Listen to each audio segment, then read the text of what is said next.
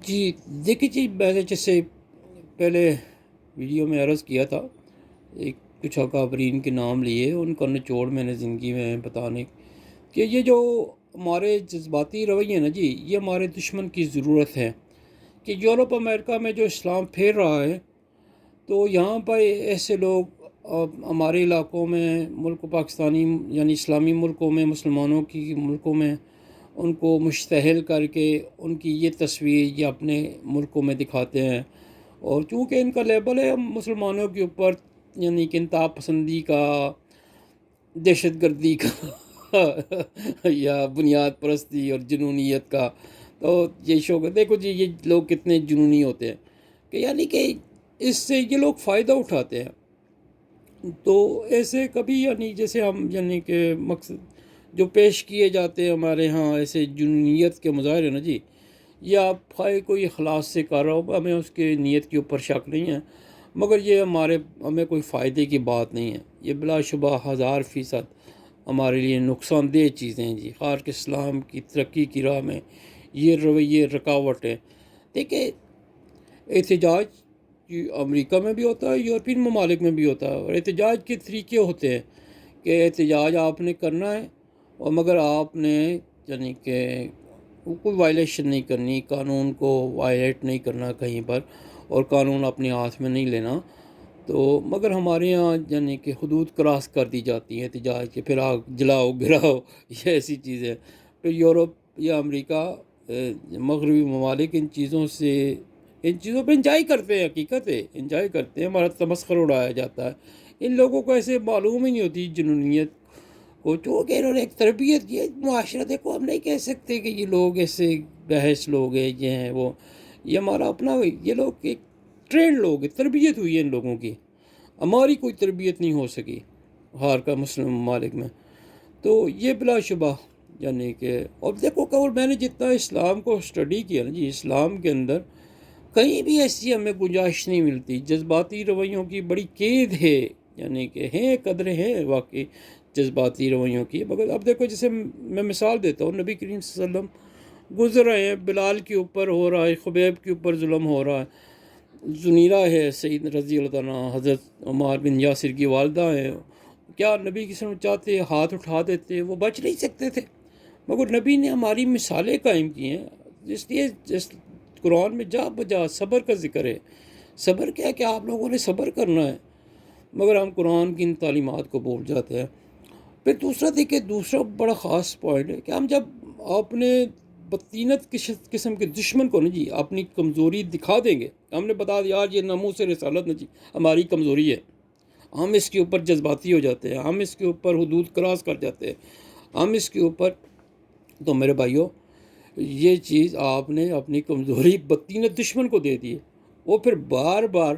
آپ کو اسی دکھ سی جگہ پہ آپ کو ضرب لگائے گا، اور یہی ہوا یورپ میں۔ دیکھو کبھی ایک جگہ کارٹون، اور کہ ان کو پتہ چل گیا کہ یار یہ تو مسلمانوں کی کمزوری ہمارے پاس آ گئی ہے، تو اس کا دیکھو مہذب دنیا ہے، اس میں علاج ہے، ہر چیز کا طریقہ کار ہے۔ اب جیسے یونائٹڈ نیشن میں تو ایک اس کو مرد بیمار آپ کہہ سکتے ہیں امریکہ کا یا سپر طاقتوں کا، اس میں کسی ایسے ویٹو پاور ہے، کوئی ایسا مسئلہ نہیں ہو سکتا، اس لیے لوگ پوری دنیا میں لوگ یعنی کہ یونائٹڈ نیشن سے مایوس ہوئے ہیں، یہ بات درست ہے۔ اب دیکھو کئی لوگ بات کرتے ہیں کہ یورپین یونین کے اوپر ٹرسٹ کرتے لوگ، اعتماد کرتے ہیں، کوئی سر اصلاحی طرح جی یورپین یونین ہمارا ذمہ داری اٹھائے، یہ ہم کر لیں گے۔ تو اب یا ایسے ایک ہمارے پاس چوائس ہے کہ جہاں پر یہ، اور یہ فیصلہ پہلے وہاں پہ ہو چکا ہے مسلمانوں کے حق میں ناموس رسالت کا، ہمارے پاس اچھا حل ہے کہ بھی دیکھو عالمی اور اچھا مستحکم اس کا کیا حل ہوگا، ایک یعنی کہ جائز حل کہ کوئی جماعت ہوگی، کوئی تنظیم ہو، عالمی عدالت میں جائیں اور وہاں پہ یہ کیس کریں فرانس کے خلاف، فرانس کے صدر کے خلاف،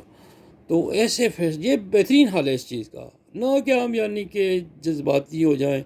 یا ایسے جذباتی رویوں پہ پڑیں، تو یہ کوئی اس کا حل نہیں ہے۔ یہ حقیقت ہے کہ مسلمانوں کے لیے بدنامی اور رسوائی کی بات ہے۔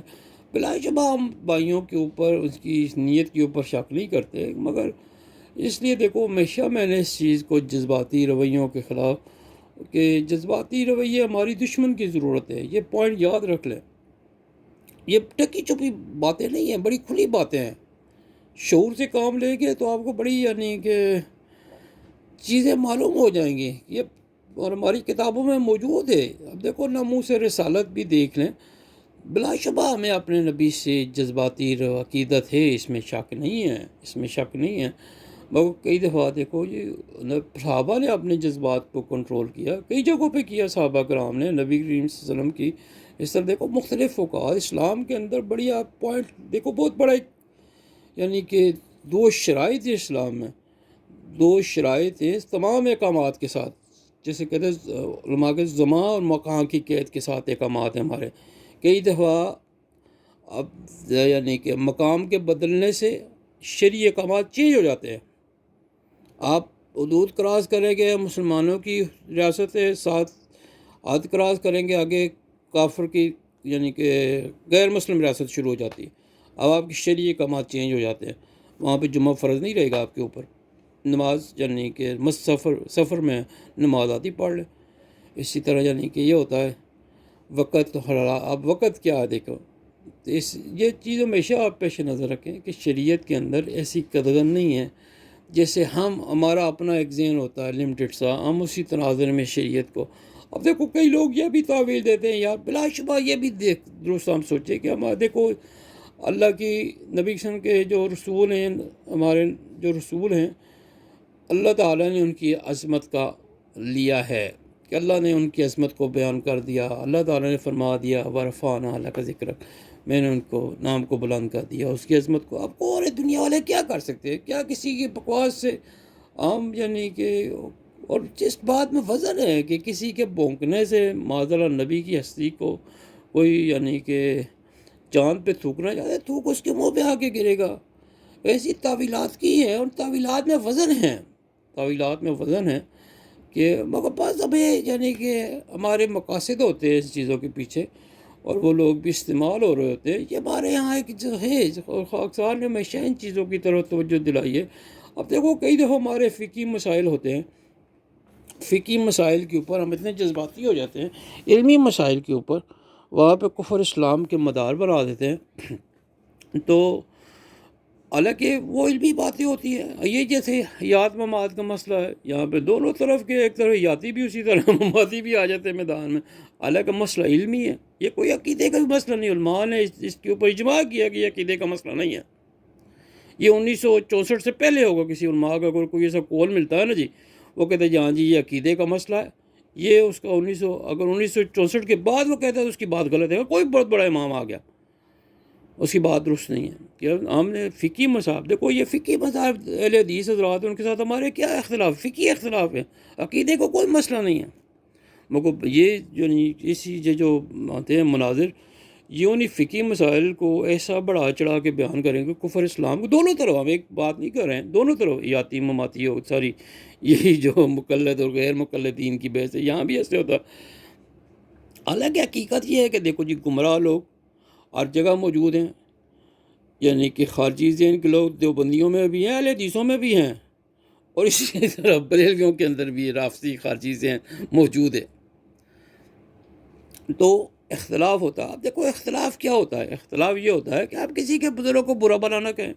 کسی کے اوپر بہتان نہ لگائیں، یہ بات زیادتی ہوتی ہے۔ جیسے کوئی ہمارے قائدین کے اوپر اختلاف رکھے، اب دیکھو ایک بریلوی ہمیں پتہ، اور یہ بھی بات دیکھو آپ ذہن سے نکال لیں کہ آپ اپنے دشمن سے اچھائی کی توقع رکھیں، یہ سب سے بڑی بیوقوفی ہوتی ہے۔ اب اسی طرح دیکھو آپ کا نظریاتی کوئی دشمن ہے، آپ اس سے قطعی یعنی کہ ایک اچھائی کی توقع نہ رکھیں کہ وہ ہمارے لیے اچھا سوچے گا، ہماری تعریف کرے گا، اس سے تو آپ کو ہمیشہ برا بھلا ہی کہنا ہے، آپ کے اوپر آپ کی کردار کشی کرنی ہے، آپ کے اکابرین کی کردار کشی کرنی ہے، اور اس کا کوئی حل نہیں ہے، یہاں پہ صبر ہی کرنا ہے۔ وہ لوگ دیکھو اختلاف یہ ہوتا ہے کہ ایک بندہ آپ کی صفوں میں گھس کے آتا ہے، وہ کہتا ہے جی میرا جمیعت الاسلام سے تعلق ہے، مگر وہ ایسی باتیں کرتا ہے جو ہمارے منشور سے ٹکراتی ہیں،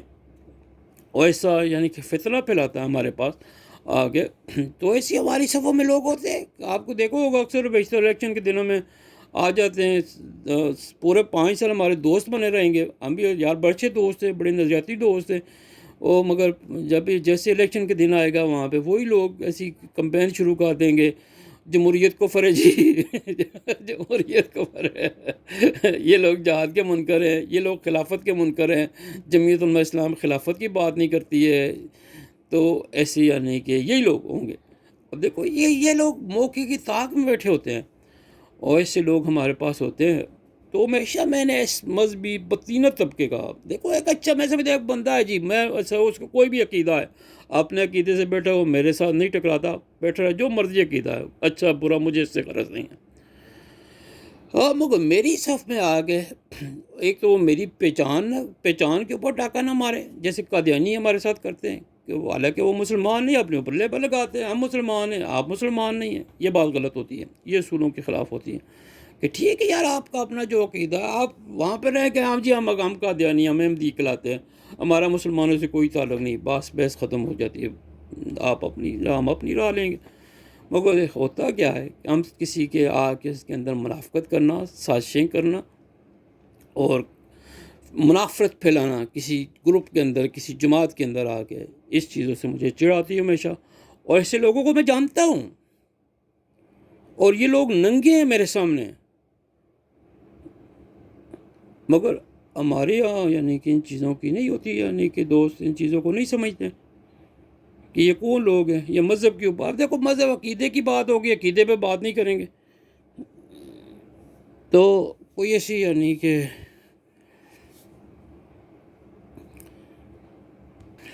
اور عقیدہ